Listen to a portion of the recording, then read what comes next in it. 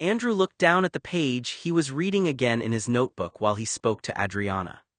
"So, my working assumption," Andrew said more quietly, "isn't that there's something serious being hidden.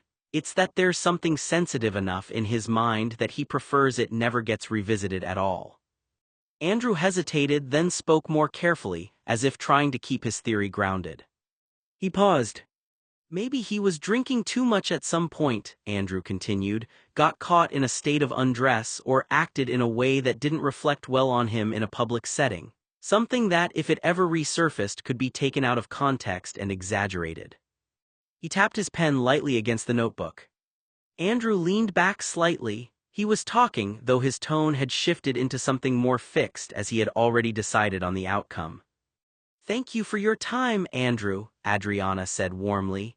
"If I think of any additional questions or concerns, I'll be sure to give you a ring. You've been most kind and professional." Andrew smiled. "I appreciate that, Adriana. Thank you for being willing to speak with me." She paused before adding, "Let me give you my business number as well, just in case I'm not at home when you call." Andrew wrote it down carefully. "Thank you, I'll keep it on file." After they exchanged goodbyes, Andrew hung up the phone. For a moment he sat quietly, looking at the receiver in his hand. Then his attention returned to the notebook sitting on his desk. It was filled with pages of handwritten notes from his interviews, observations, timelines, unanswered questions, and patterns he was still trying to understand. Beside it were the audio recordings from several people he had met in person, each conversation containing another piece of a complicated puzzle. Andrew knew he couldn't rush to a conclusion. There were too many perspectives, too many contradictions, and too many details that needed to be carefully examined. He opened the notebook again and began reviewing his notes, searching for connections between the stories he had collected and the reality behind them. Noah lay asleep in the bedroom of his little green rambler, wrapped in one of those rare dreams that felt so real he never wanted to wake from it. In the dream, he and Tate were teenagers again before life had splintered them apart.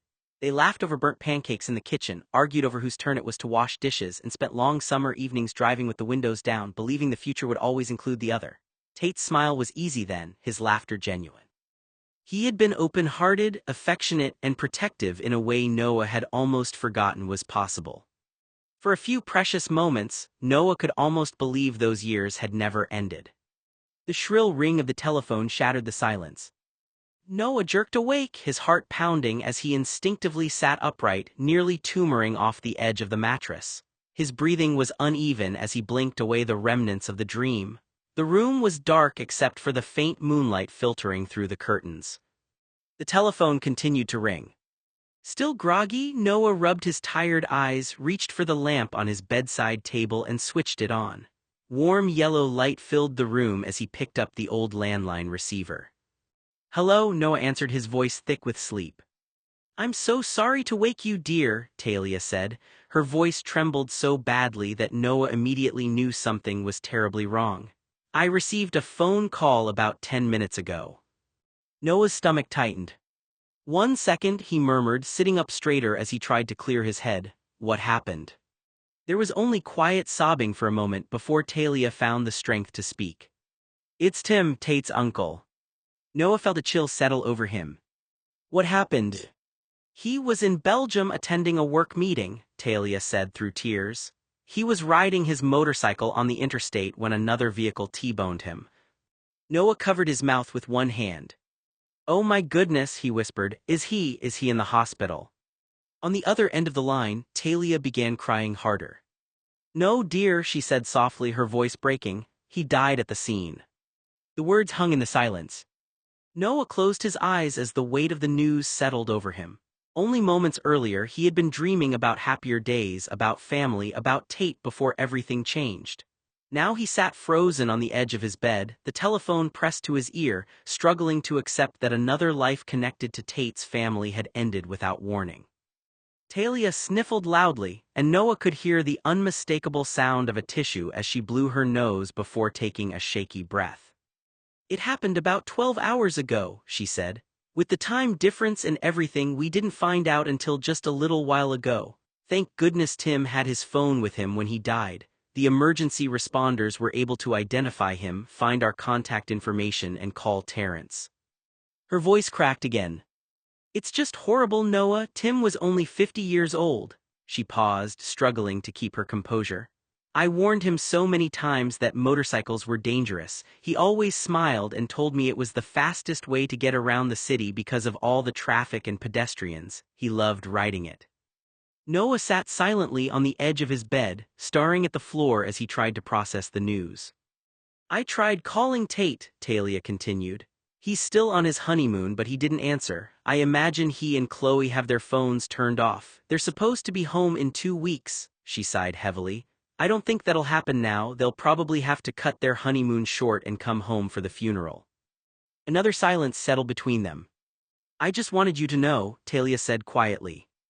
Noah swallowed hard, but the words refused to come. He simply sat there with the receiver pressed against his ear, his heart aching for Tate.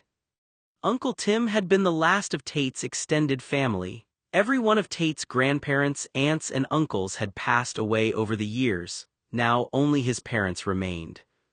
Noah lowered his head. Poor Tate, he whispered, his voice barely audible. He's lost so much already.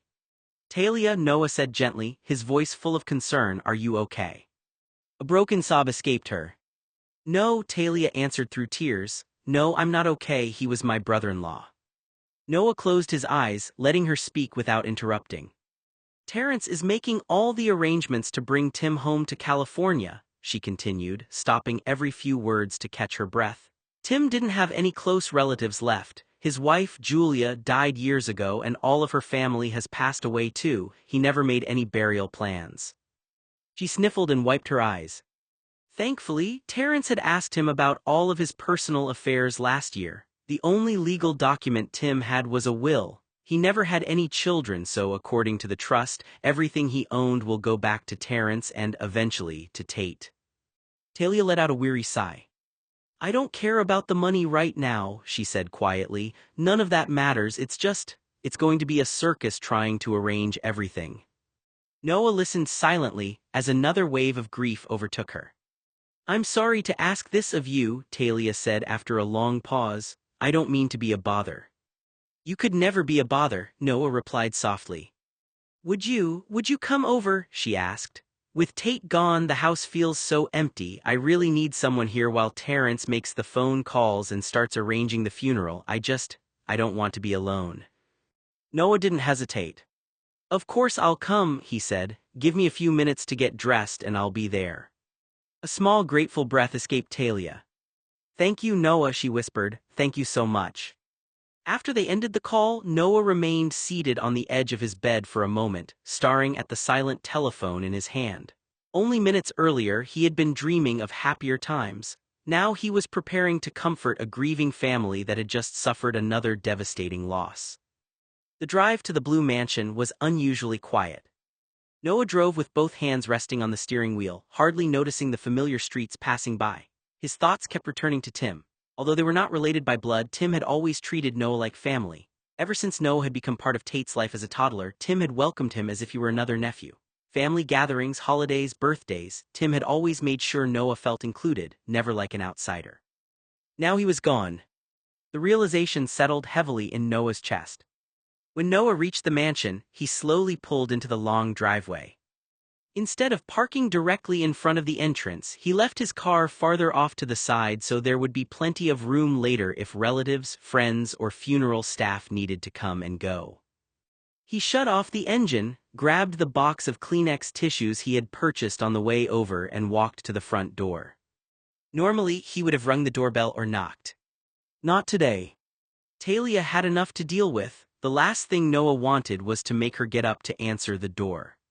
He quietly let himself inside. The house, usually warm and full of conversation, felt painfully empty.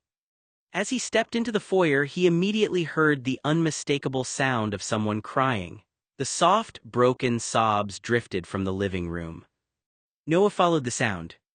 Talia was curled up on one end of the sofa, her face buried in her hands as tears streamed down her cheeks. Several crumpled tissues already littered the coffee table, evidence that she had been crying for quite some time. Without saying a word, Noah walked over and held out the fresh box of Kleenex. I thought you might need these, he said quietly. Talia looked up with red, swollen eyes. She managed a faint, grateful smile before taking the box from his hands. Thank you, Noah, she whispered hoarsely. He sat beside her in silence. There were no words capable of making a loss like this hurt any less. Sometimes simply being present was the greatest comfort anyone could offer. Noah sat beside Talia and gently wrapped his arms around her. She leaned into the embrace without hesitation, her shoulders shaking as another wave of grief overtook her. He held her quietly, rubbing her back in slow, comforting circles while she cried. After several moments, Talia took a shaky breath and pulled a tissue from the box Noah had brought. Terrence is upstairs, she sniffled. He's speaking with the Belgian embassy, trying to arrange for Tim to be brought home. Noah nodded solemnly. I can't even imagine everything that has to be done. There are so many phone calls, Talia whispered. The funeral home, the embassy, airlines, paperwork, it all feels so overwhelming. She looked toward the kitchen. Did you want anything to eat, dear? She asked. I know it's 4 a.m, but I had someone bring over some food. Besides crying and eating, I don't seem capable of doing much else. A faint sympathetic smile crossed Noah's face. Sure, he said softly, standing up. Why don't I fix us both a little something? Talia nodded wearily. As Noah walked toward the kitchen, he glanced back at her. Would you like something sweet? He asked. Maybe it'll lift your spirits even if it's only a little. She managed the smallest shrug. Anything will do. Her voice cracked again. I've just lost a man I've known for 30 years. Fresh tears filled her eyes. It's so terrible. Noah's heart ached for her. There was nothing he could say that would lessen the pain of losing someone so suddenly.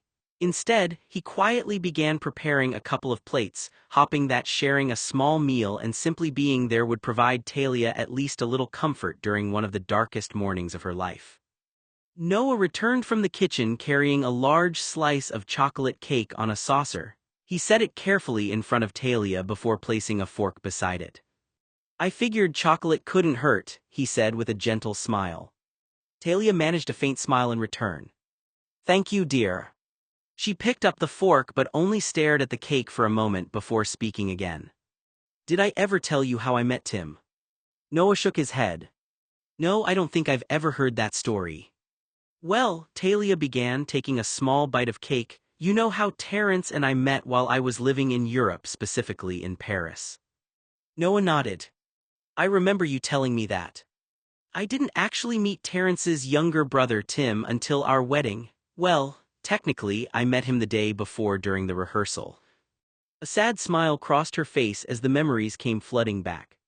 Tim was only a year younger than Terrence and about 13 years older than Joey. He was Terrence's best man.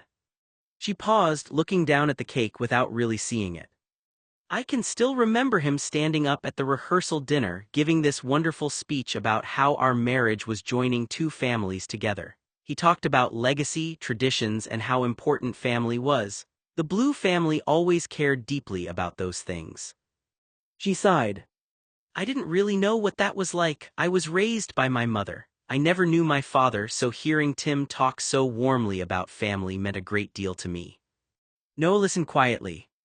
The moment the rehearsal ended, Talia continued, Tim came right over to me. He was so welcoming. He introduced me to Terrence's parents, his grandparents, aunts, uncles, cousins, everyone. He made sure I never felt like an outsider. She smiled through fresh tears. He had such a gift for making people feel included. After a moment she looked at Noah. You never got to meet Tate's cousins, did you?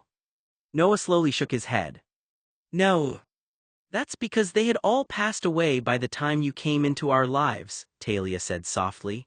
Most of them died around the same time Tate's grandfather passed away, when Tate was only 2 or 3 years old. Our family has experienced far more tragedy than most people realize. She looked toward the window as dawn's first light began to creep across the sky. Back then, though, things were different. A small laugh escaped her through the tears. Tim was in his early 20s, full of energy. Joey wasn't even 7 years old yet and was running around everywhere. The wedding was absolute chaos, children laughing, relatives talking over one another, music playing, people dancing. Her smile lingered for only a second before fading again. "But Tim," she whispered, "he was one of the kindest people in the room. He made everyone feel like they belonged." Noah reached over and gently rested a hand on hers. "I'm glad you have those memories," he said quietly. "So am I," Talia replied. "They're all I have left now." Noah quietly took a bite of his coffee cake before setting his fork down. "I remember the first time I ever laid eyes on Tim." Talia turned toward him, grateful for the distraction. "You do?" Noah nodded. "It was during the third sleepover I ever had with Tate. I was only 4 years old." A small smile appeared on his face as the memory returned. Tim had just come back from Asia. We all drove to Lax to pick him up after his flight landed. He chuckled softly. "I remember being this tiny little kid, and as soon as we got into the car, Tim smiled and patted his knee. 'Come here, Noah,' he told me. So, I climbed onto his lap in the backseat. It took about 10 seconds on his lap before Tate pulled me off and onto his lap. He was always so possessive of me." Noah's smile widened. "The whole drive home, he pointed out places through the window. He showed me different parts of Lowe's Angels and told me little stories about them. I was fascinated. I don't know if half of what he was saying even made sense to a 4-year-old, but he talked to me like I mattered." Talia smiled through her tears. "That sounds exactly like Tim." "When we got back to the house," Noah continued, "we all sat around the dinner table together. The adults talked for hours. I honestly didn't understand a word they were saying." A quiet laugh escaped him. "I was 4, I was more interested in dessert than conversation." For the first time that morning, Talia let out a small, genuine laugh. "But I remember how kind Tim was," Noah said. "He always made me feel welcome. He never treated me like I was just Tate's little friend. He treated me like I belonged there." He looked down at his plate. "And Julie was the same way. She was always so warm and thoughtful." The mention of Julie caused Talia's composure to crumble. She lowered her head, tears spilling onto the slice of chocolate cake resting on her plate. "Oh, Tim," she whispered, her voice breaking, "first Julie and now you." Noah reached across the table and gently placed his hand over hers. Neither of them spoke. The quiet kitchen filled only with the sound of Talia's soft sobs as the early morning light slowly brightened the room. At 3 o'clock that afternoon, the peaceful silence inside the Blue Mansion was shattered as the front door swung open with a loud bang. Talia immediately looked up from the living room sofa. For a brief moment, she assumed it was the funeral director or the mortician arriving to meet with Terrence and begin discussing Tim's funeral arrangements. Terrence had spent nearly the entire day upstairs making phone calls to the Belgian embassy, the airline, the funeral home, and countless government offices, trying to arrange for Tim's body to be transported home to California. Every hour seemed to bring another difficult conversation and another piece of paperwork. Talia slowly stood, dabbing her swollen eyes with another tissue. Instead of strangers, however, she saw Chloe standing in the foyer. A large suitcase rested beside her and a carry-on bag hung from her shoulder. She looked utterly exhausted. Her hair was slightly disheveled from the long international flight, dark circles rested beneath her eyes, and she still wore the same clothes she had traveled home in. It was obvious that she and Tate had left for the airport as soon as they received the heartbreaking phone call. The moment Chloe saw Talia, she released the handle of her suitcase. Without saying a word, she hurried across the marble floor. "Talia." The older woman barely had time to react before Chloe wrapped both arms around her. The two women held each other tightly. Talia's composure disappeared almost instantly. She buried her face against Chloe's shoulder and began crying again, her body trembling with grief. "I'm so sorry," Chloe whispered, holding her close. "I'm so sorry." Across the room, Noah quietly watched the reunion. He understood that Chloe had every right to comfort Talia, but he wasn't ready to face her himself. The emotions of the day were already overwhelming, and the last thing he wanted was an awkward encounter. Silently, he rose from the couch. Neither woman noticed him as he crossed the room. He slipped into the hallway, deciding to give them privacy. He leaned against the wall just outside the living room, close enough to hear their conversation but far enough away not to intrude. Inside the room, Talia slowly pulled away, though she continued holding Chloe's hands. "Thank you so much for coming home," she said, her voice trembling. "I know you and Tate still had 2 weeks left on your honeymoon." Chloe gently shook her head. "I don't care about the honeymoon right now." Her voice was firm despite her own sadness. "Family is far more important than a holiday." She glanced toward the staircase leading upstairs. Talia looked at her with watery eyes. "I'm so sorry you had to lose the last 2 weeks." Chloe offered a faint, tired smile. "Honestly, we were already away for 10 weeks. Missing the last fortnight doesn't matter." She sighed deeply. "Honeymoons can happen again someday. Saying goodbye to Tim, that only happens once."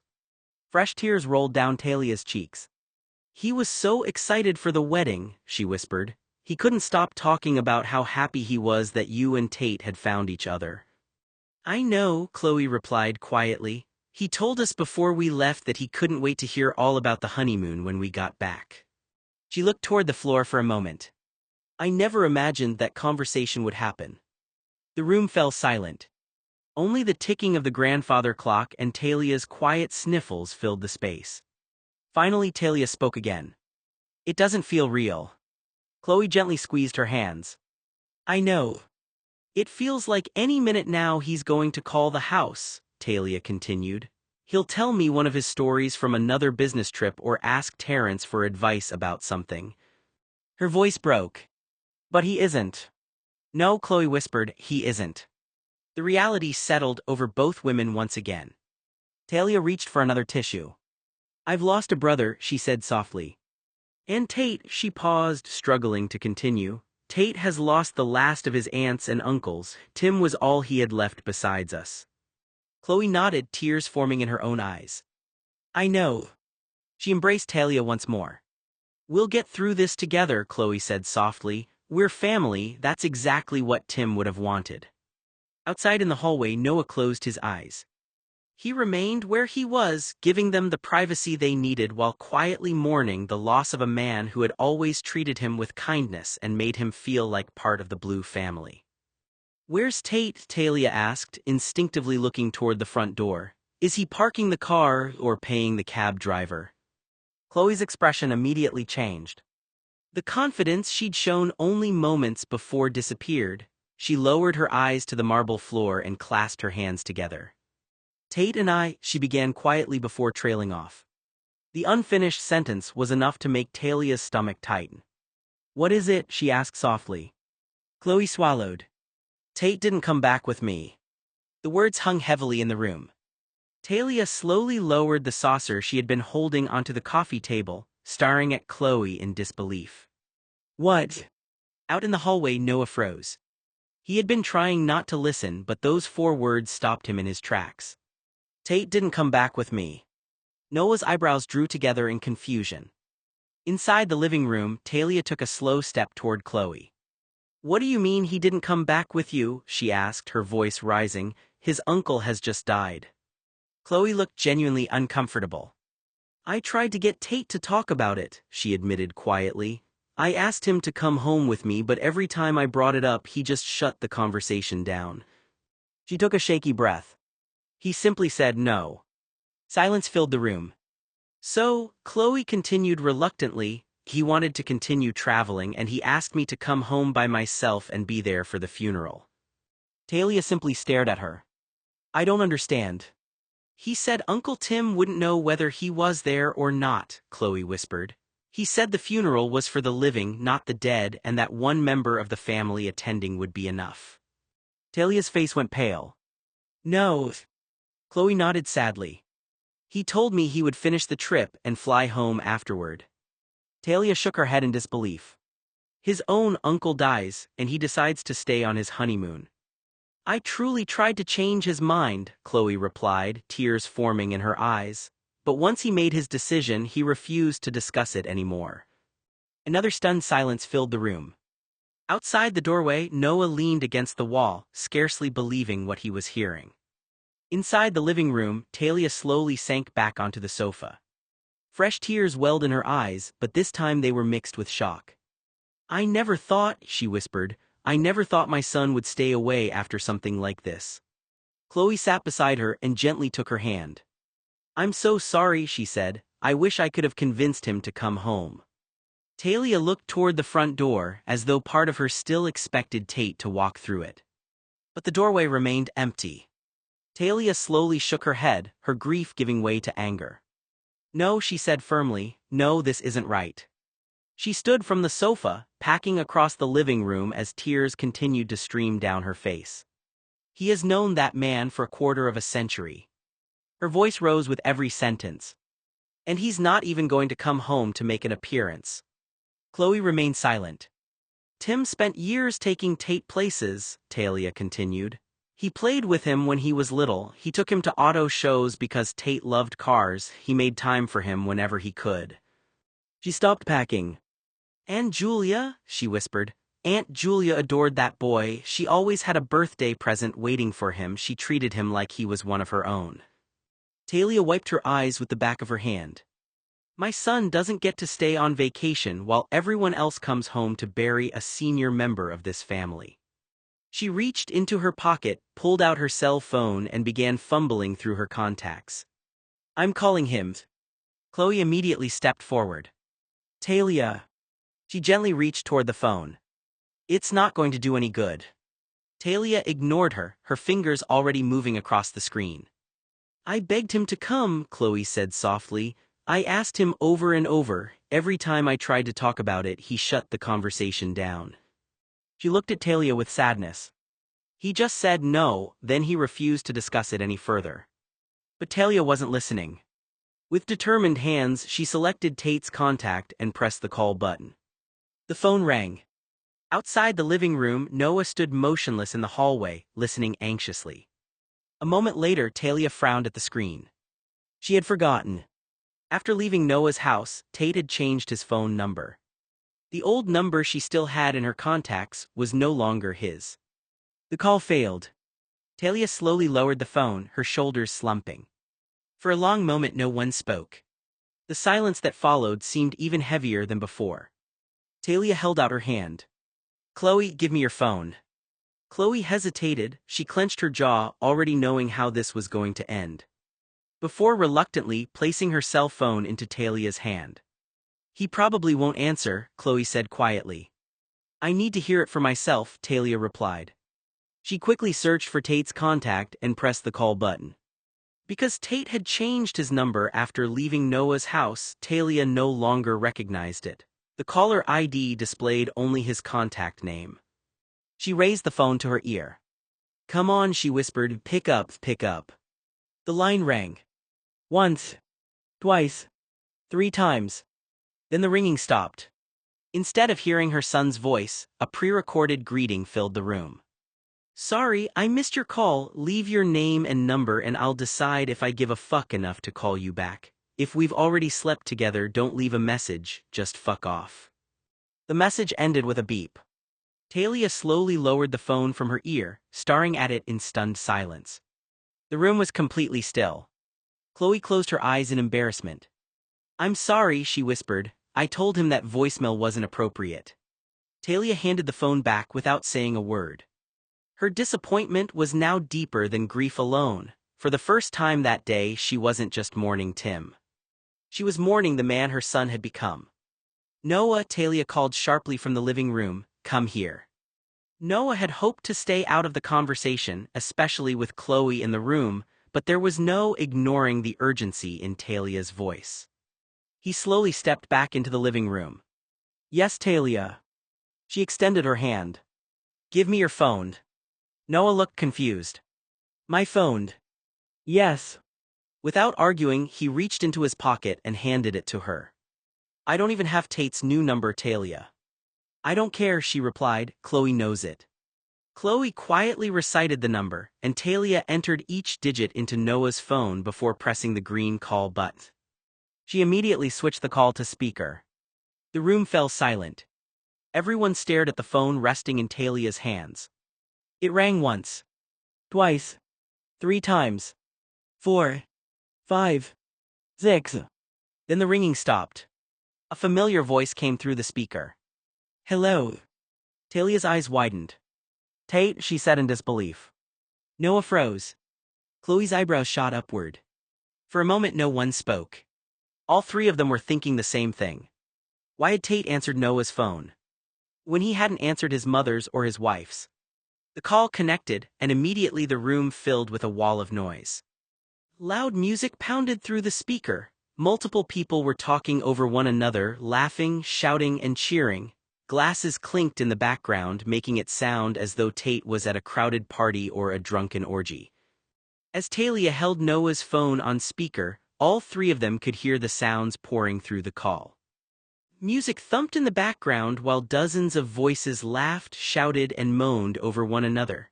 Water splashed continuously, and it was obvious that Tate was somewhere around a pool and a hot tub. Mixed in with the noise were unmistakable sounds of couples being intimate, accompanied by drunken laughter and cheering. Chloe's face immediately flushed with embarrassment. She lowered her eyes, unable to hide her discomfort at her new husband's surroundings. "I'm sorry," she whispered more to herself than anyone else. Talia's expression hardened. The contrast between the morning inside the Blue Mansion and the revelry on the other end of the call made her son's decision feel even more painful. Noah stood silently, scarcely believing what he was hearing. While Tim's family was gathering to arrange a funeral, Tate appeared to be surrounded by a loud pool party that showed no sign of stopping. "Hello," Tate called over the noise. No one answered right away. "Hello," he repeated, raising his voice to be heard. Talia's face flushed with anger. "This is your mother, Talia. Tatum Joseph Cornelius Blue, come home right now," she shouted into the phone. The noise on the other end quieted slightly. "Mother! How dare you ignore my calls?" Talia yelled. "Your uncle is dead and you won't even answer your own mother's telephone." The living room fell completely silent except for Talia's voice echoing through the speakerphone. "You're getting on the next plane home." No response. Talia's voice cut through the speakerphone, sharp and furious. "Tate, what the hell is going on over there? I can hear something strange. Are you seriously at some sex orgy right now instead of Uncle Tim's funeral?" The wet, rhythmic sounds continued faintly in the background, splashing water mixed with soft, muffled noises that didn't sound like they belonged at a funeral. Chloe stood rigid in the living room, her face pale as she listened to the call on speaker. Her hands stayed clenched at her sides. Noah stood beside Talia and Chloe, his jaw tight. He'd been in love with Tate for years, watching him from the sidelines, hatting every woman who got close. Hearing those sounds made his stomach churn with jealousy. "Tate, this is unacceptable," Talia snapped. "Your uncle isn't even buried yet and you're out there doing God knows what. I can hear everything." The sounds grew slightly louder, water splashing, a woman's soft gasp. Tate's breathing came through ragged and uneven. "Mom, it's not what you think," he managed, his voice strained. "I'm just swimming." "Swimming?" Talia repeated, her voice dripping with disbelief. "It sounds like someone's." "It's fine," Tate cut in quickly, but the wet sounds continued, rhythmic and unmistakable. His wife Chloe's expression darkened as she listened, while Noah's hands curled into fists. "You better have a damn good explanation for this," Talia hissed, "because whatever's happening over there, it doesn't sound like mourning." Talia was about to yell again when a woman's voice cut through the living room and phone connection like warm honey. "Gosh, you're huge," the strange woman purred, her gaze locked on Noah's crotch. "Do you want to fuck me?" Chloe's eyes went wide. Noah stood frozen, his jeans suddenly tight. Talia turned toward the voice, her own body reacting to the raw invitation in the air. Talia interrupted. "Stop having sex when your uncle just died, Tate. Do you hear me? You're going to get yourself back to Los Angeles and you're going to sit with this family while we bury your uncle." Still nothing. "You're not going to miss the funeral." Her voice trembled with equal parts grief and fury. "You're not going to miss any of it. You're going to be there for Tim, unlike what happened after Joey's funeral." She took a sharp breath.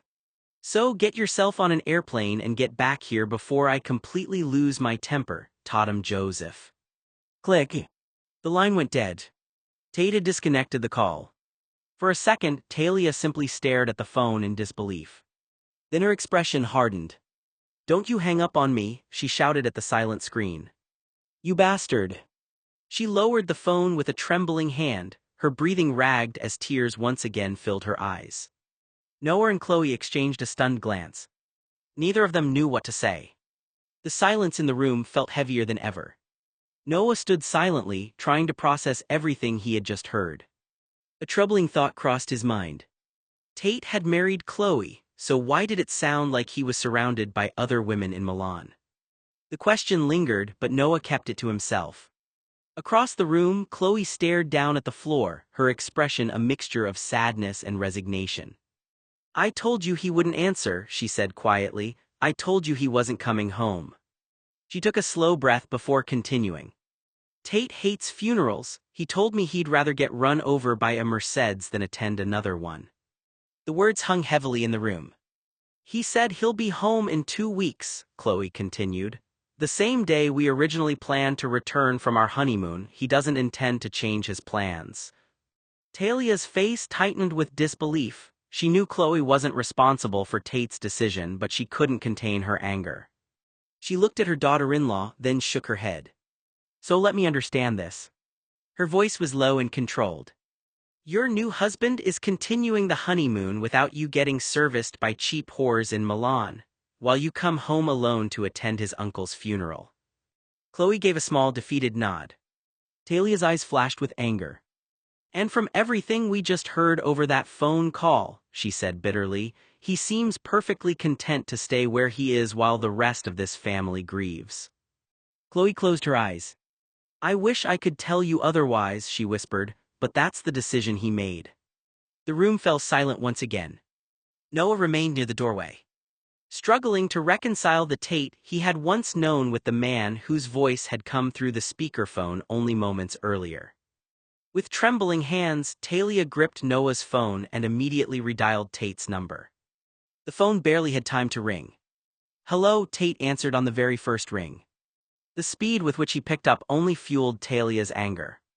"This is your mother, you bastard," she shouted into the speakerphone. "Tate, you are getting on the next available flight and coming home. Do you hear me? Your uncle deserves better than this, and so does this family." There was only silence from the other end. "Get yourself a ticket and get back here, or so help me." Click.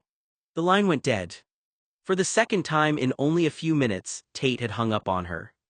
Talia stared at the screen in disbelief. "He hung up on me again," she said, her voice shaking with anger and hurt.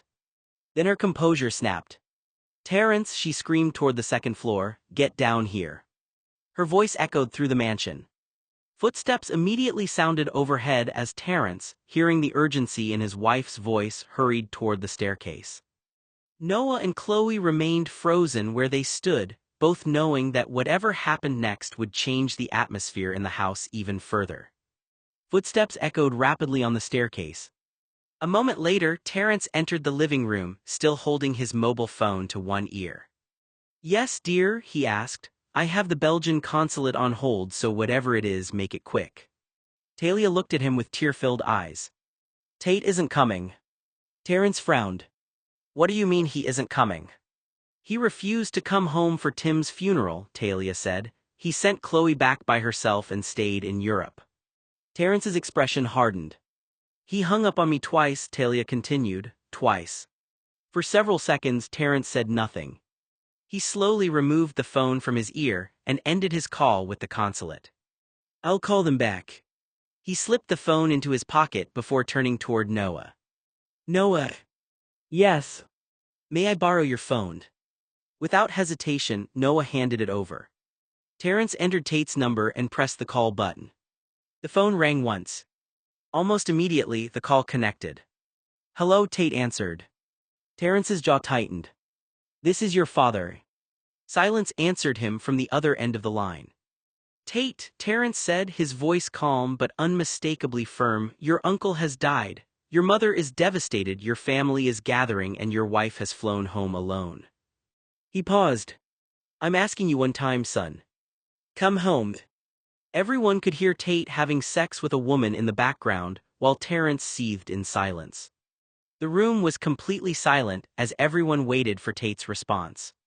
The room went completely silent. For a moment no one spoke. Then Tate's voice came through the phone. "Go fuck yourself." Click. The line immediately went dead. The sound of the dial tone echoed loudly through the living room. Terrence stood frozen, staring at the phone in disbelief. He had expected anger, resistance, maybe an argument, but not such a cold and immediate dismissal.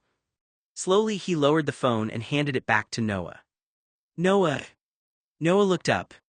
"Call him and tell him to come back." Noah stared at Terrence, surprised by the request. For a moment his mind went somewhere else. He remembered Tate. Not the angry voice that had just come through the phone, but the younger Tate he had known for years. The person who shut down when he felt cornered, who withdrew when pressure became too much, who reacted to being overwhelmed by pulling away instead of opening up. Noah didn't want the first real conversation he had with Tate in almost 4 months to begin with pressure and demands. He didn't want Tate to feel trapped. He didn't want their first words to each other after all that time to be Noah forcing him to do something. "No," Noah said quietly. Terrence's expression immediately hardened. "No." Noah shook his head. "No." Tate made himself very clear. He held the phone in his hand but didn't move to dial.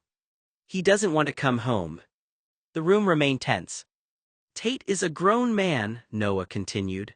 "If he wants to come home, he will, but I'm not going to bully him into it. I'm not going to gang up on him and make him feel like he has no choice." Terrence scowled. "This is about his family." "I know," Noah replied, "and I know how important Tim was. He was important to me too." His voice softened. "But I also know Tate." Noah looked down at the phone. "I don't want the first conversation I've had with him in nearly 4 months to be me pressuring him. I don't want him to remember hearing my voice as another person demanding something from him." Terrence stared at him, frustrated. "So you're just going to let him stay away?" "No," Noah said, "I'm letting him make his own decision." A heavy silence followed. "If you want to call him again, that's your choice," Noah added, "but I'm not going to." Terrence's jaw tightened as he looked away. He didn't like Noah's answer. But he also couldn't deny that Noah was speaking from knowing Tate in a way most people never had. A low, angry sound escaped Terrence's throat.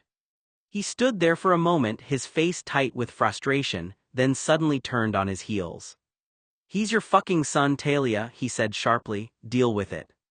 Before anyone could respond, he stormed toward the staircase. His footsteps echoed through the mansion as he climbed higher and higher until he reached the 4th-floor study. A moment later, slam!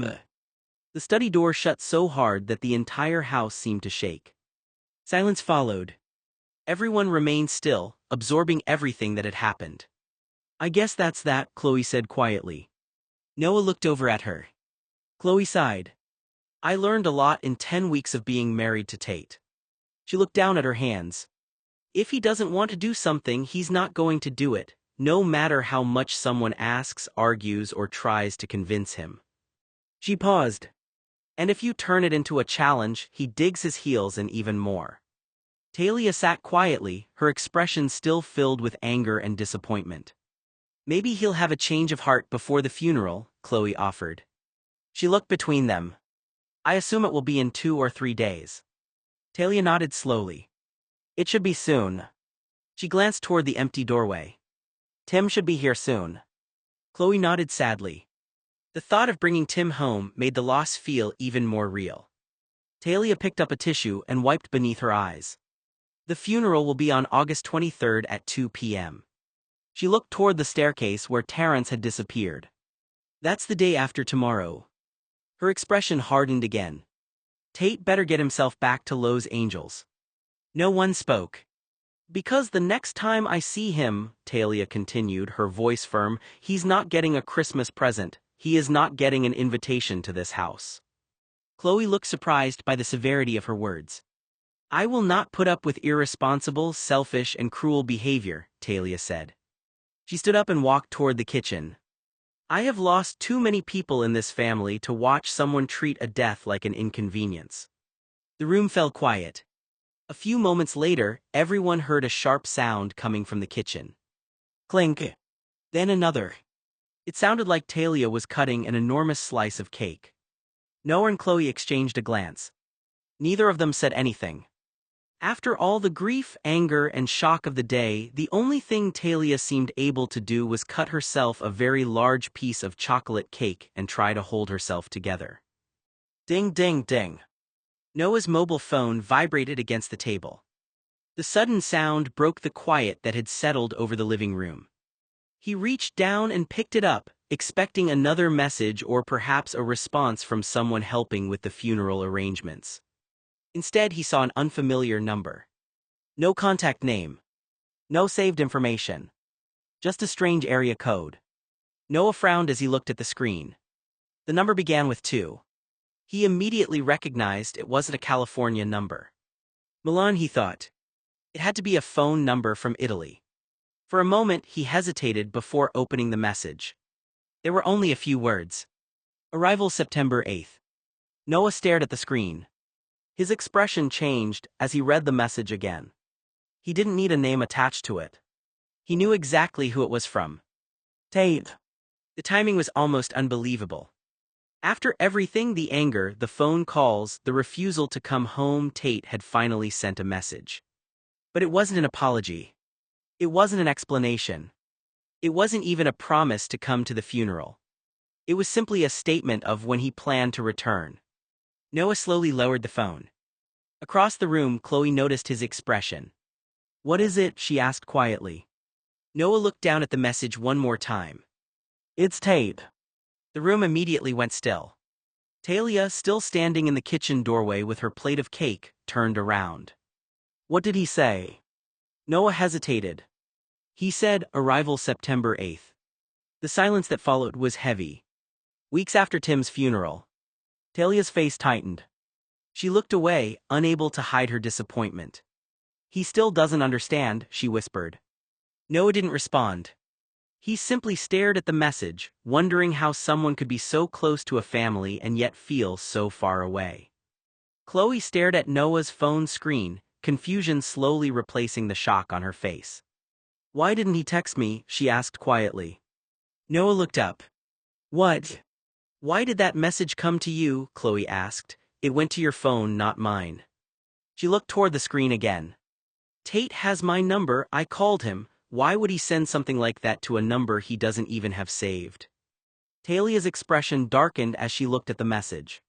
"He changed his phone number after he left Noah's house," Noah explained quietly. Chloe shook her head. "But why would he use a phone that isn't his?"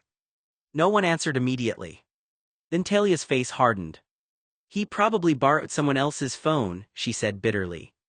Her voice dropped with disappointment. "One of his whores probably gave him a phone to text us." Chloe looked uncomfortable but didn't argue. "He was probably drunk," Talia continued. "He saw the number that we called him with and Tate sent the message without even thinking about what it meant." Noah looked down at the text again. Only 3 words. No apology. No explanation. No mention of Tim. No mention of the funeral. Talia took a deep breath and slowly shook her head. "I'm done with my son for today." She paused. "Tate, I mean." The correction was quiet but noticeable. Her anger softened into exhaustion. Then she walked over to Noah. Without warning, she wrapped her arms around him from behind, resting her head against his shoulder. Noah froze for a moment before gently placing his hands over hers. "Good thing," Talia whispered, her voice filled with sadness, "that I have another son who never disappoints me." Noah's expression changed. He didn't know what to say. The words touched him, but they also carried a weight he wasn't sure he deserved. Because standing there in the blue mansion, surrounded by grief and disappointment, Noah couldn't stop thinking about the boy Tate used to be, the boy who once made him feel like family. And he wondered how they had ended up here. Tim's body arrived the following evening. After being transported back from Belgium, he was taken immediately to a nearby mortuary where arrangements were made to prepare him for burial. Because the Blue family had the resources and connections to handle everything efficiently, every detail was arranged quickly, quietly, and with as much dignity as possible. There were no delays. No complications. No waiting. Everything was handled with the same careful attention that had been given to every other member of the Blue family who had come before him. On the day of the funeral, the cemetery looked less like a private service and more like a major public event. At least 500 chairs had been arranged across the grounds. The rows stretched out beneath the trees, facing the closed casket that rested at the front. Because Tim's accident had been so severe, the family had chosen a closed casket. He had already been buried the night before, just as many of Tate's relatives had been in previous years. The ceremony was not only a goodbye to Tim, it was a gathering of an entire world of people connected to the Blue family. Los Angeles' most influential figures arrived. Socialites, business leaders, politicians, the mayor, people whose names appeared regularly in newspapers and magazines. Everyone who had known Tim, worked with him, or respected the Blue family's influence came to pay their respects. Talia stood near the front, accepting condolences from person after person. Terrence handled conversations with a quiet professionalism, though anyone who looked closely could see the exhaustion and grief behind his eyes. Chloe sat beside Talia, dressed in black, composed but clearly carrying her own sadness. And then there was Noah. Talia had insisted he sit in one of the prominent family chairs, right beside Chloe. For 2 long hours, Noah sat quietly next to the woman who had married his closest buddy. It was uncomfortable. Painfully uncomfortable. He kept his eyes forward, focusing on the ceremony, the speeches, and the memories people shared about Tim. Because despite everything complicated between him, Tate, and Chloe, today was not about any of that. Today was about Tim. The man who had welcomed a 4-year-old Noah into the Blue family without hesitation. The man who had made him feel like he belonged. And as Noah listened to the stories being told, he realized that losing Tim hurt almost as much as losing the version of Tate who had once been kind enough to introduce him to him. Throughout the entire morning, Talia kept praying that Tate would appear.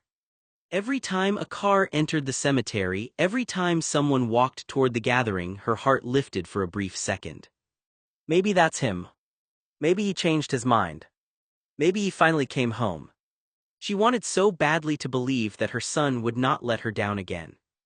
She had already experienced the heartbreak of losing Joey, and she still remembered the pain of seeing Tate arrive halfway through the funeral events, after most of the speeches had already been given and the final moments of remembrance were nearly over.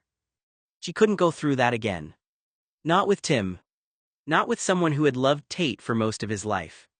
But as the hours passed, the hope slowly disappeared. The ceremony began. The speeches were given. Stories about Tim's kindness, his generosity, and his dedication to his family filled the cemetery. And still Tate never appeared. Talia sat in her chair beside Chloe, her hands folded tightly in her lap as she tried to keep herself composed. Her heart ached. Not because she didn't understand that people grieved differently. Not because she expected perfection from her son. But because Tim had mattered. He had been there for Tate when he was young. He had taken him places, spent time with him, supported him, and treated him like family. And Tate had chosen not to come. Talia looked toward the entrance one last time before lowering her eyes. Her son had made his decision. The sadness inside her slowly turned into disappointment. She couldn't understand how Tate could choose to remain away, choosing parties and distractions instead of standing with his family to honor a man who had loved him. She thought about Tim's life, his accomplishments, his kindness, and all the people who had come to celebrate his memory. Then she thought about Tate being absent. The contrast hurt more than she wanted to admit. Talia wiped a tear from her cheek. For the second time, she was burying someone important to their family while wondering why her own son couldn't be there. After the funeral ceremony ended, everyone returned to the Blue Mansion for the reception.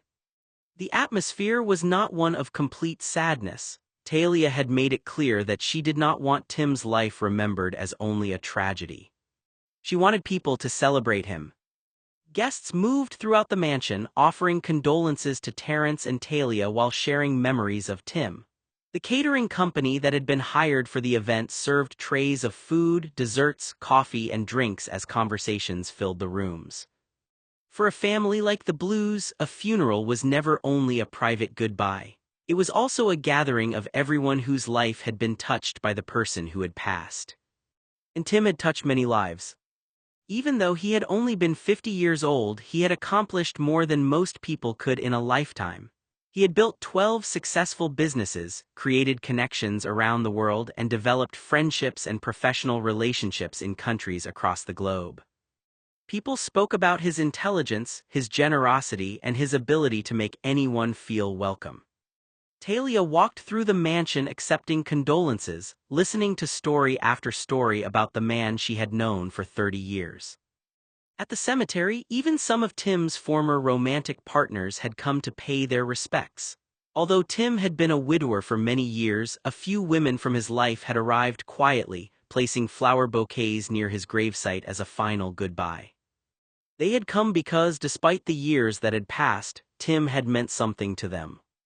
They wanted to honor him. But one person who had known Tim his entire life was missing. Talia tried not to think about it.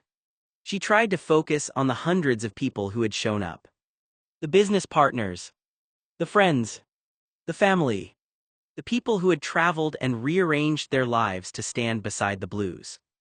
But every so often, her eyes drifted toward the entrance. Still hopping. Still wishing. Because while everyone else had come to honor Tim's memory, Tate had chosen to stay away. He had chosen to remain overseas, continuing his trip and surrounding himself with whores and sex, mere distractions, instead of returning home to say goodbye. And for Talia, that absence was the one thing she could not ignore. 2 days after the funeral, the Blue family had returned to whatever their new version of normal was supposed to be.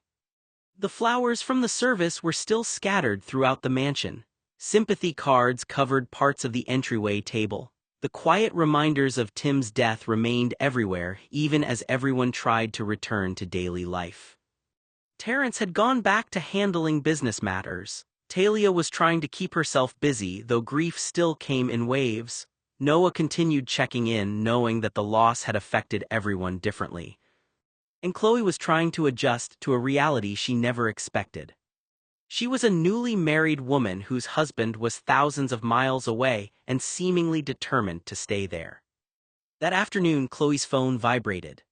She looked down, expecting perhaps a message from Tate explaining when he would be coming home. Instead, she saw a text that made her expression change immediately. Noah noticed from across the room. "What is it?" he asked quietly. Chloe didn't answer. She simply stared at the screen. The message was short. Tate was delayed. His return date had changed. September 15th. He would not be coming home for several more days.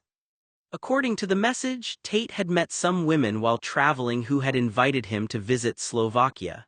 He said he wanted to see it before returning and would come home afterward. Then, almost as an afterthought, he told Chloe he had wired her $10,000 to cover any expenses if she wanted to return to Europe. Noah watched as Chloe's eyes filled with tears. She quickly stood up. "I'm sorry," she whispered. Before anyone could respond, she walked away. A few minutes later, Noah heard it. Quiet crying coming from the bathroom. He stood in the hallway, unsure whether he should knock or give her privacy. He had never seen Chloe like this. She had always carried herself with confidence, but now she sounded completely alone. About 10 minutes later, Chloe finally came back downstairs. She found Talia in the kitchen. "Talia." Her voice was shaky. Talia immediately looked up. "What happened?" Chloe took a deep breath. "It's Tate." The name alone changed the room. "He texted me." Talia waited. "He won't be home on September 8th anymore." A pause. "When is he coming back?" Chloe looked down. "September 15th. The silence that followed was heavy. "Why?" Talia asked. Chloe hesitated. "He met some girls who invited him to visit Slovakia. He said he wanted to check it out before coming home." Talia stared at her. "He is extending the trip." Chloe nodded slowly. "He wired me $10,000 and said I could come back to Europe if I wanted." For a moment Talia didn't move. Then her hand slipped. The dinner plate she had been holding fell from her fingers. "Crash." The plate shattered against the kitchen floor. Everyone froze. Talia stared down at the broken pieces. Her face showed disbelief, anger, and heartbreak all at once. After everything. After Tim's funeral. After the family had begged him to come home. After his absence had already caused so much pain. Tate was still choosing not to return. And this time Talia had nothing left to say. Talia stood in the kitchen, staring at the broken pieces of the dinner plate scattered across the floor. For several seconds she said nothing. Then she slowly looked up at Chloe. "Let me get this straight." Her voice was quiet, but the anger underneath it was impossible to miss. "Tate told us 2 days ago he would be home on September 8th. Chloe nodded sadly. "And now that good-for-nothing nephew of Tim's has decided to extend his trip another 7 days. Chloe lowered her eyes. "Talia." "No," Talia said, shaking her head. "I need to understand this." She gestured toward the phone in Chloe's hand. "He isn't delayed because of a flight problem, he isn't delayed because of business, he isn't delayed because something happened." Her expression hardened. "He's choosing to stay away." The kitchen fell silent. "My son is traveling around Europe fucking whores while his wife is here in Los Angeles handling his family responsibilities," Talia continued. "She came home for the funeral, she stood beside us, she supported this family." She looked at Chloe with sadness. "And he sends money as if that fixes everything." Chloe wiped her eyes. "I'm sorry," she whispered. "I didn't mean for you to get so upset." Talia immediately softened. She stepped forward and placed a hand on Chloe's shoulder. "Oh dear, no." She shook her head. "This isn't your fault." Chloe looked at her. "You didn't make this decision, you didn't choose to stay away, you came home when your family needed you." Talia sighed heavily.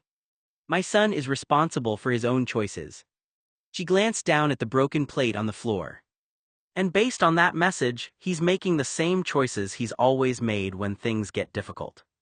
Chloe swallowed. Talia squeezed her shoulder gently. "I'm sorry you're dealing with this." Her voice became quieter. "But I can't pretend I'm not hurt. Tim loved him, this family loved him." She looked away. "And right now, Tate is choosing not to be here." Noah stood nearby, listening quietly. He could see the pain on everyone's faces, not just anger at Tate's actions but grief over the distance that had grown between the person Tate used to be and the person he had become. Susie, Anna, and Bree had decided to stay overnight at the Blue Mansion after the funeral. They knew everyone was struggling. The loss of Tim had shaken the entire family, and the days after a funeral were often the hardest. The visitors left, the flowers started to wilt, and the house became quiet again. The reality of someone being gone permanently began to settle in.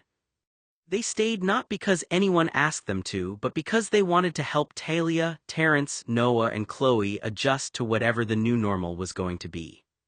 They helped with small things. They made coffee in the mornings. They sat with Talia when memories of Tim became too painful. They listened when Terrence needed to talk about arrangements and responsibilities. They tried to bring some sense of warmth back into a house that suddenly felt much emptier. But after Chloe revealed Tate had extended his trip again, Susie finally reached her limit. Everyone was gathered in the living room when she heard the news. Her expression changed immediately. "You have got to be kidding me." The room became quiet. Anna looked over at her. "Susie." "No," Susie said, shaking her head. "I am sorry, but no." She stood up, unable to stay seated. That man had every opportunity to come home. Talia looked down, exhausted. Susie continued. "Tim wasn't some distant relative he barely knew, this was someone who loved him, someone who was there for him when he was growing up." She gestured toward the room. "Look at this, look at how many people showed up for Tim, 500 chairs, the mayor, business leaders, people from all over the world, everyone came because Tim mattered." Her voice became sharper. "And Tate couldn't even come home." Chloe looked uncomfortable. "Susie." "No, Chloe, I know this isn't your fault." Susie softened slightly. "But someone needs to say it." She looked toward the staircase. "Tate is acting like this family is something he can walk away from whenever it's inconvenient." Bree quietly nodded. On a side. "It's hard to understand." Susie crossed her arms. He doesn't get to have everyone love him, support him, and show up for him, then disappear when someone else needs him. The room fell silent. Noah listened quietly from the couch. He understood Susie's anger. He felt it too. But he also remembered the Tate he had known, the boy who used to sit with him for hours, the boy who once seemed terrified of losing the people he loved. That was the part that hurt the most. Not just what Tate was doing, but how far away he seemed from the person he used to be. Susie looked at Talia. I am sorry you're dealing with this. Talia gave a tired smile. Thank you. Susie sat back down. But I mean it, she said quietly. Someone needs to remind him that family isn't something you only show up for when it's convenient. Later that evening, Terrence sat at the dining room table across from Chloe.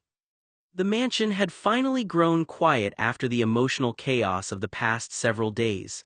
The funeral, the guests, the arguments, and Tate's absence had left everyone exhausted. Terrence looked at Chloe carefully. How is my son taking care of you? Chloe looked up from her soup. The question caught her off guard. What do you mean? Financially, Terrence clarified, is he making sure you have what you need? Chloe nodded. Yes, I have access to his accounts, he makes sure I am taken care of. Terrence gave a small nod. Emotionally? Chloe hesitated. Yes, he's there for me. She paused, then gave a small, humorless laugh. Well, as much as an emotionally avoidant man can be. Terrence studied her expression. And physically? The question landed differently. Chloe immediately stopped eating. She looked up confused. Excuse me. Terrence placed his cutlery down on his plate. My son is your husband, he said plainly. I am asking if he is meeting your needs as a husband. Chloe's face turned bright red. She nearly choked on her soup. Terrence. She looked around the dining room in embarrassment, wishing she could disappear. Of all the conversations she expected to have with her husband's father, this was not one of them. Noah, who was nearby, immediately looked away. He wanted no part of this conversation. The last thing he wanted to hear was Terrence questioning Tate's wife about the private details of their marriage. Chloe cleared her throat. I think that is a conversation between Tate and me. Terrence nodded slowly. Please spare me the modesty, Terrence said calmly. He looked across the table at his daughter-in-law with an expression that suggested he was not easily embarrassed by the conversation. We are all adults at this table, he continued, and we all know Tatum well. Chloe shifted slightly in her chair, still uncomfortable with where the conversation was going. Terrence folded his hands together. If my son is neglecting you in any way, I want you to tell me. His tone was serious, almost fatherly. A woman of your upbringing and character should not have to quietly accept being treated poorly. Marriage is a responsibility. My son has always had strong opinions, a strong personality, and at times... He paused. A tendency to put himself first. Chloe looked down. Terrence continued. If he is being selfish, if he is being careless with your feelings, I need to know. He leaned back slightly. If my son is not making you happy, if he is not giving you the kind of marriage you deserve, then I want you to tell me. Chloe swallowed. The directness of his words surprised her. She had expected anger toward Tate, disappointment, maybe criticism, but not concern for her. Yes, Chloe said softly. She looked at her plate. She stopped. Her cheeks slowly turned pink. The unfinished sentence hung in the air. Terrence raised an eyebrow, waiting. Chloe cleared her throat, suddenly wishing the conversation had stayed focused on finances or travel plans. Answering Tate's father about the private parts of her marriage was far more uncomfortable than she ever expected. Chloe sat frozen at the table. She opened her mouth to answer, but no words came out. Her face had turned completely red, and she looked down at her plate, clearly unable to continue the conversation. Terrence watched her for a moment. Then he seemed to realize that his daughter-in-law was not going to be able to answer the question the way he had phrased it. He sighed softly. All right, he said, let me ask it differently. Chloe looked up cautiously. Terrence kept his expression serious. Did my son fulfill his responsibilities as a husband after the wedding ceremony? The room went silent. A simple yes or no is enough. Chloe stared at him. She understood exactly what he was asking, and that somehow made it even more uncomfortable. Noah, sitting nearby, felt his entire body tense. He wanted to disappear. He wanted to get up from the table and walk out of the room. This was the last conversation in the world he wanted to overhear. Terrence was sitting there asking Tate's wife about the most private parts of their marriage. Noah looked down at his plate, wishing he could become invisible. Chloe finally took a breath. Yes, she said quietly. Terrence nodded once. Thank you. He didn't press further. For him, the question had been answered. But the awkward silence that followed remained. Chloe returned her attention to her meal, still embarrassed. Noah continued staring at the table, mentally begging for the dinner conversation to move on to literally anything else. Because whatever problems Tate had created, Noah never expected one of them to be hearing Tate's father conduct an emotional and personal evaluation of his son's marriage over dinner. Terrence seemed satisfied with Chloe's answer. Good, he said simply. Chloe looked relieved that the conversation had moved away from the most uncomfortable part, but she still kept her eyes lowered, her cheeks carrying a faint blush. I had a conversation with you before the ceremony, Terrence continued, about what was expected of you as the wife of the next patriarch of this family.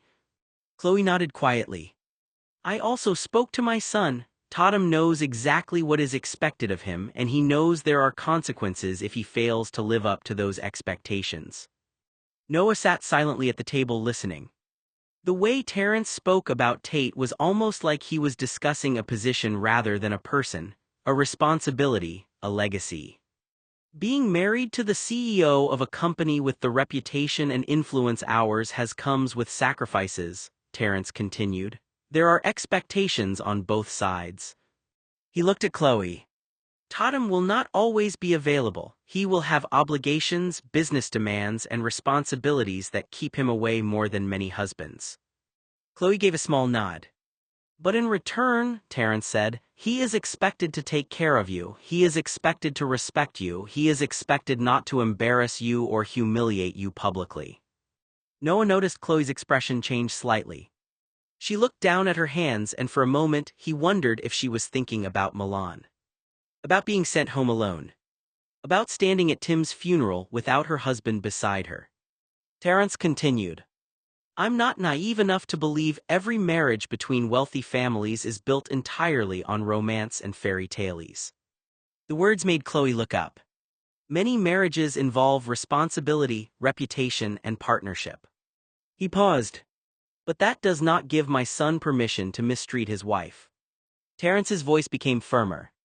If Tatum ever embarrasses you publicly, if he damages your reputation, if he fails to respect the commitment he made to you, I want to know.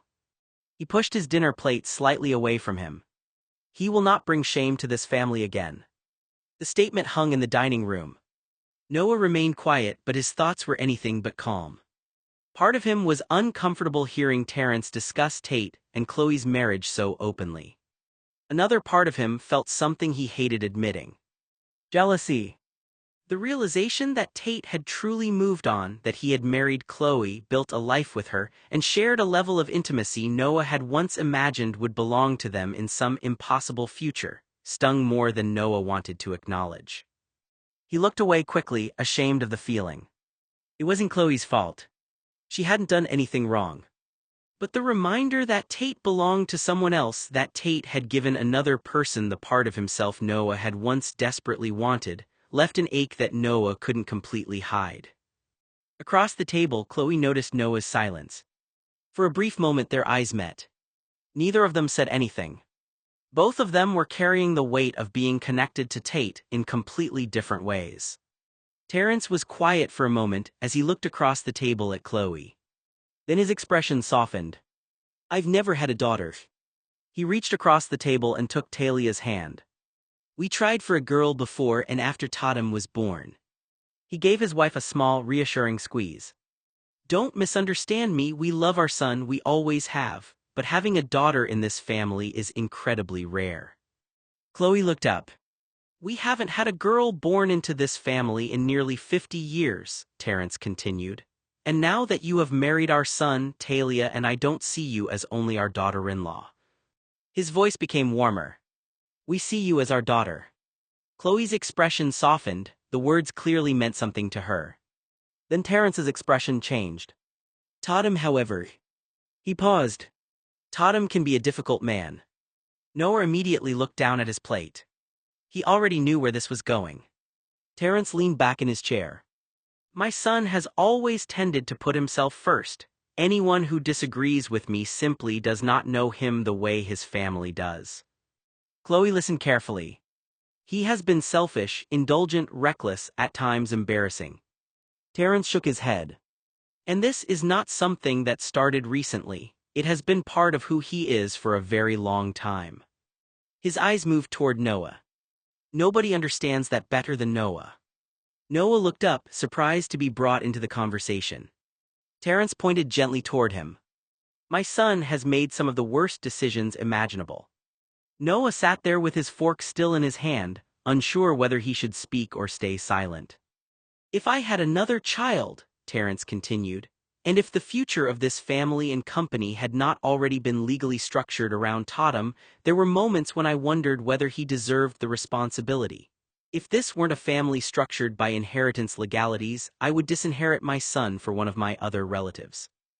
Unfortunately, the inheritance laws require everything to go to the eldest son of the eldest living son, and since I don't have a son younger or older than Tatum and my boy is alive, the law is the law. Chloe looked saddened by the honesty. His lack of discipline, his refusal to understand the weight of his position, his inability to rise to the expectations placed on him. Terrence sighed. The frustrating part is that he is not incapable. He graduated from Brown, he is intelligent, he is capable of extraordinary things. He shook his head. But too often, he chooses the easiest path instead of the right one. The room was silent. Noah found himself conflicted. Hearing someone else criticize Tate should have felt satisfying after everything that had happened. But it didn't. Because beneath Terrence's anger was something Noah recognized. Disappointment. The same disappointment Talia had been carrying. The same grief over losing the version of Tate they all remembered. Terrence turned back to Chloe. But listen to me carefully. Chloe straightened. You are his wife, you are not his caretaker. She nodded. If you ever find yourself becoming his mother instead of his partner, I want you to tell me. Terrence's voice was firm. You deserve a husband, not another responsibility. Chloe looked down, absorbing his words. Across the table, Noah remained quiet. Because as uncomfortable as the conversation was, he knew one thing. Everyone in the room loved Tate. They were just exhausted from watching him repeatedly hurt the people who loved him most. Talia slowly nodded, agreeing with everything Terrence had said. She looked down at her plate for a moment, then back at Chloe. I know exactly what you're talking about, she said quietly. I've spent years trying to make excuses for him. Terrence sighed. And in case you haven't noticed, he said, looking at Chloe with a sympathetic expression, my son has always been motivated by two things above everything else. Chloe looked at him cautiously. His ego, Terrence said, and his dick. He shook his head. It is an unfortunate reality of who Tatum is. It has been there for years, and unless he decides he wants to change, nobody can force him to. Noah sat quietly listening. The words were harsh, but there was something painful underneath them. Terrence wasn't speaking like a father who hated his son. He was speaking like a father who had spent years hoping his son would become the man he knew he was capable of becoming. Unfortunately, Terrence continued, the day I die and Tatum inherits complete control over everything, he will no longer have an older male authority figure in his life to challenge him. He looked frustrated. And that worries me. Chloe lowered her eyes. Because power without accountability can make someone's worst qualities grow. Terrence leaned back in his chair. I fear that instead of becoming wiser with more responsibility, he may become even more convinced that his debauchery and whoring are more important than serving as the chief central officer of his empire. Talia reached over and touched Terrence's arm. We have tried, she said softly. Terrence nodded. We have. The dining room became quiet. Noah looked down at his hands, thinking about everything he had heard. Everyone in the room seemed to agree on the same thing. Tate was brilliant. Tate was capable. Tate could be generous and charming. But Tate was also someone who could hurt the people closest to him because he refused to look honestly at himself. And that was the part that hurt the most. Terrence sat back in his chair, looking around the dining room with a heavy expression. I know exactly what my son will do when I die. His eyes moved slowly around the mansion, the polished floors, the expensive artwork, the carefully maintained rooms that represented generations of the Blue family. You see this beautiful house? Terrence spread his arms slightly, taking in the entire estate. Chloe gave a small sniffle as she looked around. After my funeral, my son will turn this place into a brothel to satisfy his carnal lusts and deviant fetishes. If I were you, Chloe, I would bring him to heel before that day ever comes. Once I'm dead, none of these women sitting around this table will be able to do anything with Tate. Women who don't even have $1 million won't be able to tell a billionaire what to do, and Tate isn't capable of love. He shook his head. All of this history, all of this responsibility, all of this reputation built over decades, and I can already imagine him treating it like a place designed only for his own carnal pleasure. Terrence's voice became sharper. Every room in this house could become a reminder of his selfishness instead of a reminder of his family. Chloe looked uncomfortable, but she continued listening. Instead of going into the office every day and making decisions that affect hundreds of thousands of employees, 500,000 workers just in the United States, not counting the millions connected to our company around the world, he will be chasing ripe pussy. Terrence sighed. My son will have access to one of the most powerful positions imaginable, and yet he has always struggled with the responsibility that comes with it. He looked directly at Chloe. He could be an incredible leader. He has the intelligence, the confidence, the education, and the ability to inspire people. A pause. But too often, the person he is leading is himself. Noah sat quietly at the table, his fork resting in his hand. He didn't know where to look. Hearing Terrence talk about Tate this way was painful because, despite everything, Noah still remembered the other side of him. The kind side. The boy who had once made him feel safe. Terrence continued. My son's ego has always been his greatest obstacle. He shook his head. He wants admiration, he wants control, he wants to be seen as extraordinary, but he doesn't always want to carry the burden of actually being extraordinary. Talia nodded quietly. She had heard versions of this speech before. Terrence looked back at Chloe. And yet, somehow, despite all of that, he seems to have a kindness toward you. Chloe looked surprised. I don't know why, Terrence admitted, but I have seen it. He leaned forward. That is why I tried to talk you out of marrying him, not because I didn't think you were good enough for my son. His expression softened. Because I knew exactly how difficult my son could be. The room became quiet. Tatum has everything necessary to become a brilliant leader, Terrence said, but greatness requires more than talent. He tapped his finger lightly against the table. It requires discipline, humility, loyalty, the ability to think about someone other than yourself. He exhaled. And unfortunately, my son has spent a lot of his life being controlled by his own desires. Terrence glanced away. In that way, he reminds me of Joey. The mention of Tate's uncle changed the mood immediately. Joey was charming, he was entertaining, he could walk into a room and everyone noticed him. Terrence shook his head. He was a notorious ladies' man in 90 countries, a womanizer, someone who enjoyed being wanted. He looked back at Chloe. Joseph Blue died at the age of 35 because he would rather spend his days fucking and traveling than going to a doctor's office. Sometimes I worry that Tatum has inherited those same qualities. If I didn't have the DNA to prove I was Tate's father, I would swear on a stack of Bibles that he was Joey's son. Their uncanny bodily resemblances and immature behavior didn't do either of them any favors. I caught Joey years ago, teaching Tate how to pick up girls and instructing the 16-year-old boy on the best way to organize a 7-day orgy. Noah remained silent. The comparison bothered him more than he wanted to admit. Because Tate had always hated being compared to Joey. And yet hearing Terrence say it aloud made the similarities impossible to ignore. Terrence pushed his dinner plate slightly forward. My son is capable of being so much more. His voice lowered. But until he decides that responsibility matters more than his own ego, everyone around him will continue paying the price. Terrence leaned back in his chair, studying the table for a moment. Do you want to know the strangest thing about Tatum? Everyone looked toward him. Do you want to know what actually seemed to curb his appetite for chasing attention? Chloe looked up from her plate. Terrence nodded toward Noah. You need to talk to Noah. Immediately, everyone at the table turned toward him. Noah froze. May. He suddenly wished he could disappear into his chair. Chloe looked between the two men, surprised by the statement. Terrence continued. I don't know how that blonde boy did it. He looked at Noah with a mixture of curiosity and disbelief. But when Tatum was with Noah, he was practically a saint compared to the man he has become. Noah looked down, uncomfortable with the attention. He somehow managed to get through to my son in a way no one else could. Terrence shook his head. Noah convinced Tatum to be devoted to someone other than himself. Terrence let the words sit there for a moment. Everyone at the table looked toward Noah. Noah immediately became nervous.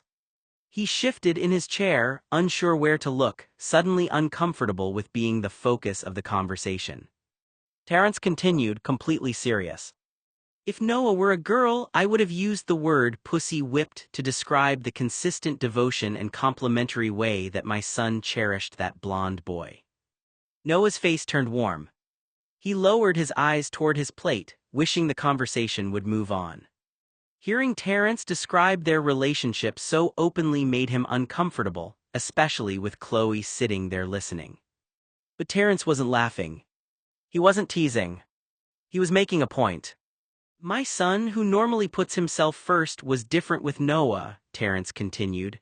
He considered Noah's feelings, he cared about Noah's happiness, he wanted Noah close. Noah swallowed. The memories were complicated. Because as embarrassing as the conversation was, part of him knew Terrence wasn't entirely wrong. There had been a time when Tate's world seemed to revolve around him. A time when Noah had been the one person Tate always chose. And that was exactly why hearing it now hurt. Terrence looked at Noah for a moment, his expression softening. Noah's sweet nature, he said, inspired Tatum to be devoted, loving, faithful, and selfless.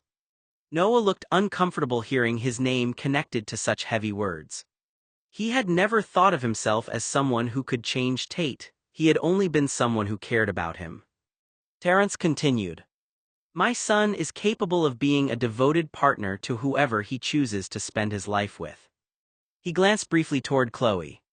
He is capable of giving someone his full attention, his loyalty, and his affection. The room remained quiet. But at the moment, Terrence paused. I don't think you know what you're doing. Chloe looked down, unsure how to respond. Noah noticed the way the words landed. Terrence wasn't saying it cruelly, he wasn't attacking her. He sounded almost concerned. Respectfully, of course, Terrence added. Noah looked between them, feeling the weight of the conversation. Because beneath all of Terrence's criticism of Tate was a belief that confused Noah the most. Terrence still believed Tate was capable of becoming the person everyone hoped he could be. The problem was that no one could force Tate to choose that person. Not his parents. Not his wife. Not even Noah. There are many ways you can use to bring my son to heel, Terrence said as he was calmly nibbling on his salad. Chloe looked up, unsure where the conversation was going. Tate is a physical being, Terrence continued. I know my son, I know how he thinks, how he connects, and what matters to him. Tate is a carnal person. He needs physical connection to sleep. If he doesn't have access to someone's body to sleep on it, to fuck it, or to hold it, he'll do anything to regain access to it. Noah immediately felt a wave of embarrassment. He already knew he did not want to be part of this conversation. Terrence continued without hesitation. If you want to get through to him, you have to understand what he values. Withdraw Tate's bodily access to you and don't let him share your bed and he'll come around. Noah nearly dropped his fork. It worked for Noah. The entire table seemed to shift. Noah stared down at his plate, wishing he could disappear. Terrence, Talia said quietly. But Terrence continued, completely serious. My son was different with Noah. Noah had Tate addicted to the comfort, closeness, and connection he found with Noah. Noah's face turned bright red. He wanted to die at the table. The last thing he wanted was to have Tate's father explaining their past relationship in front of Chloe. Tate would go to extraordinary lengths just to be near Noah, Terrence said. He would break through every barrier, shatter a door, apologize after every argument, then every stubborn decision he made, because at the end of the day, Tate needed to be beside Noah. Noah looked away. The memories were overwhelming. There had been a time when Tate's entire world seemed to revolve around him and his bodily access to Noah. A time when Tate needed Noah's presence more than he needed his own pride. Terrence looked toward Chloe. My point is that my son responds when he realizes he can lose something important, withhold what he takes for granted, and he may finally understand the value of what he has. Noah remained silent. He had never imagined that a simple dinner conversation would turn into an analysis of his past with Tate. All he could think was that he wanted the subject changed immediately. The words hung in the room. Tatum has always struggled with putting other people's feelings before his own, Terrence said. But for some reason, when it came to Noah, he had no issue or hesitation. Talia quietly nodded. There was a difference. Terrence continued. Except for a few incidents when Tatum was deprived of Noah, he always chose his buddy at night. Chloe remained silent. He slept beside Noah, he spent his time with Noah, he built his routines around Noah. Noah's face became more complicated. The memories came rushing back, the years when Tate had been his closest friend, when they had shared a room, shared secrets, and when Noah believed that bond would last forever. Terrence looked at Chloe. I am not saying you should become someone else. He paused. But I am saying there was a version of my son that existed with Noah that very few people ever saw. Chloe glanced back at Noah. Terrence gave a small sigh. Maybe you should take some notes. Noah immediately looked uncomfortable. Terrence. But Terrence simply shook his head. I'm serious. He looked around the table. My son has always been difficult. He has always been stubborn, proud, and convinced he knows best. His voice softened slightly. But Noah tamed him. The room went quiet. Noah didn't know whether the words were a compliment or a reminder of everything he had lost. Because the hardest part wasn't knowing that Tate had once been capable of devotion. It was knowing that Noah had experienced that version of him, and that version was gone. The rest of the dinner party was uneventful. After Terrence's intense conversation, everyone seemed ready to move on to safer topics. Plates were cleared, conversations became lighter, and eventually people began making their way through the mansion. But Noah couldn't shake the feeling of being watched. A few times he looked up from his plate and caught Chloe staring at him. There was something in her expression. Something he couldn't quite identify. Jealousy. Curiosity. Maybe even insecurity. Noah immediately looked away. He wanted to sink into the floorboards and vanish entirely. The last thing he wanted was for Chloe to look at him and see him as some kind of competition. He didn't want to be part of a comparison between himself and Tate's wife. After dinner, Noah quietly went upstairs. He walked down the familiar hallway and stopped in front of Tate's room. For a moment he hesitated. Then he opened the door. The room looked the same. The same furniture. The same familiar space that carried so many memories. Noah climbed onto the bed and pulled the covers over his head. Ever since Tate had left Noah's house before marrying Chloe, Noah had occasionally come back here. Especially during the first month of Tate's absence. That was when it had been the hardest. Noah had missed him more than he wanted to admit. He missed the sound of Tate walking around the house. He missed their conversations. He missed the simple comfort of knowing Tate was nearby. Now lying there alone, Noah buried his face into the sheets and breathed in the faint scent that remained. Tate.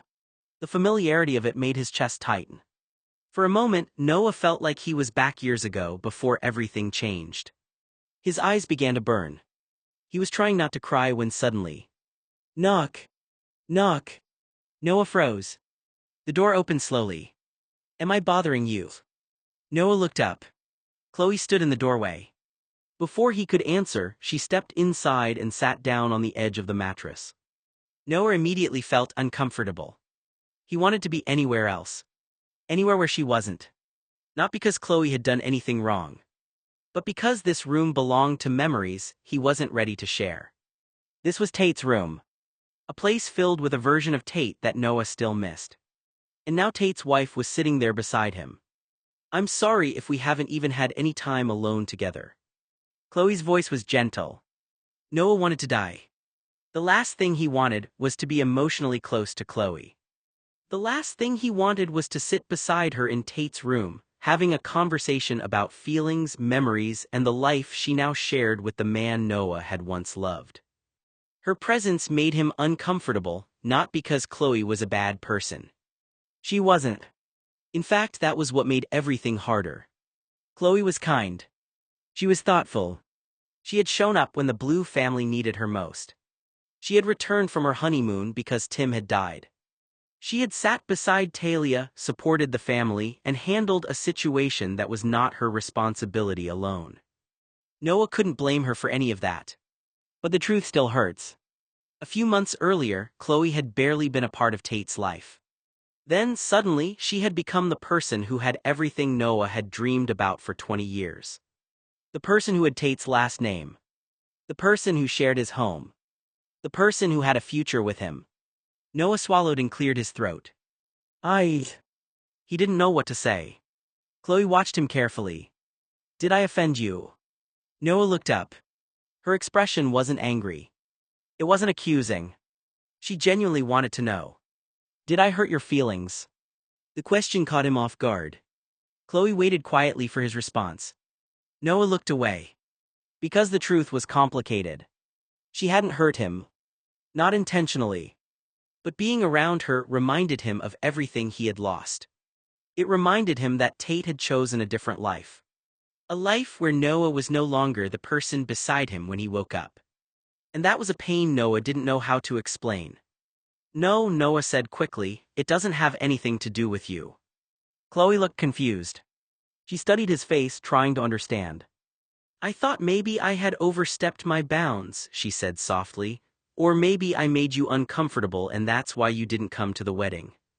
Noah froze. Oh damn. The last thing he wanted was to talk about the wedding. Especially not with Chloe. He had spent months avoiding that subject. The wedding represented everything he had lost, everything that had changed, and everything he had never been able to say to Tate. Noah sat up slightly in bed, immediately regretting it as his head began to pound. "I really would like to be alone right now." Chloe's expression changed. Not hurt exactly. More like concern. "Are you okay?" "I have a migraine," Noah said, rubbing his forehead. "The bright light is making it worse." Chloe immediately softened. "Oh." She looked around the room. "Okay, I'll leave you alone." She stood up from the mattress. "I really didn't mean to do anything." Noah looked at her for a moment. He believed her. That was the hardest part. Chloe wasn't trying to hurt him. She wasn't trying to take anything away from him. She was simply the person who now had the life Noah had once imagined. "I'm sorry," Chloe said quietly. Then she walked toward the door. Noah watched silently as she stepped into the hallway. The door slowly closed behind her. Click. The room became quiet again. Noah fell back against the pillows and pulled the covers over himself. He had wanted to be alone. But now that he was, the silence felt heavier than before. The last thing Noah wanted was for Chloe's physical presence to be in that room. It felt like a violation of something private. Not because Chloe had done anything wrong, but because that room represented something Noah still struggled to explain. It represented Tate. It represented years of memories, routines, and a closeness that Noah had never been able to put into a simple word. Whatever their relationship had been, whatever it meant to Tate and to him, this room had always been a place where Noah felt like he belonged. Tate had never allowed anyone else to come into that room at night. Except Noah. That was what made Chloe sit there so difficult. The room was a symbol of something that had once belonged only to them. A reminder of a connection Noah still carried, even though Tate had moved on. Noah closed his eyes, exhausted by the emotions he couldn't sort through. The conversation at dinner. Terrence is talking about Tate and Noah's past. Chloe asked questions that Noah wasn't ready to answer.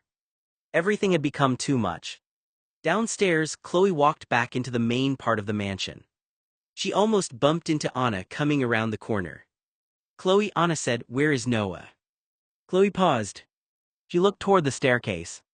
"He's upstairs lying down," she said, "in the last bedroom on the 3rd floor." Susie, who was nearby, looked over.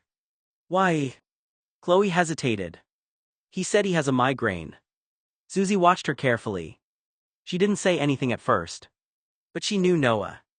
And she knew when something wasn't adding up. The migraine might have been real, but it wasn't the reason Noah had asked to be alone. Susie could see it. The dinner conversation had affected him. Terrence's words about Tate and Noah. The comparisons. The memories. Being reminded in front of everyone that there had once been a version of Tate who belonged completely to Noah. Susie sighed quietly. "I'll go check on him." Anna nodded. Susie walked upstairs, already knowing what she was likely to find. Noah wasn't just dealing with a headache. He was dealing with the weight of everything that had been said that night. Susie walked slowly down the hallway toward Tate's childhood bedroom. She stopped in front of the door. For a moment she just stood there. She was about to knock, ready to check on Noah and make sure her friend was okay. After everything that had happened that evening, she knew Noah was probably carrying more than he was willing to admit. She raised her hand toward the door. Then she froze. She heard something. Crying. Susie lowered her hand. It wasn't the kind of crying she expected. It wasn't someone simply being upset or overwhelmed after a difficult conversation. It wasn't frustration. It wasn't anger. It was something much deeper. The sound coming from inside the room was quiet, almost like Noah was trying to hide it. But Susie could hear the pain underneath it. It sounded like someone who wasn't just sad. It sounded like someone who had a broken heart. Her expression softened. Susie had known Noah for a long time. She knew he was the kind of person who tried to stay strong for everyone else. He was the person who comforted others, who showed up when people needed him, who rarely admitted when something was hurting him. But standing outside that door, listening to him cry, Susie realized how much he had been holding inside. The dinner conversation. Tate's absence. Chloe's arrival. The wedding. The memories of who Tate used to be. All of it had finally caught up with him. Susie slowly lowered her hand. For a moment, she wondered if she should give him privacy. But she also knew Noah shouldn't have to be alone with that kind of pain. She gently knocked on the door. "Noah." The crying stopped for a moment. Silence filled the hallway. Susie waited. "I'm coming in," she said softly. Susie slowly opened the door and stepped inside. The room was completely dark. The blinds were shut tight. The drapes were closed, blocking out every bit of light from outside. For a moment, Susie couldn't see anything. Then her eyes adjusted.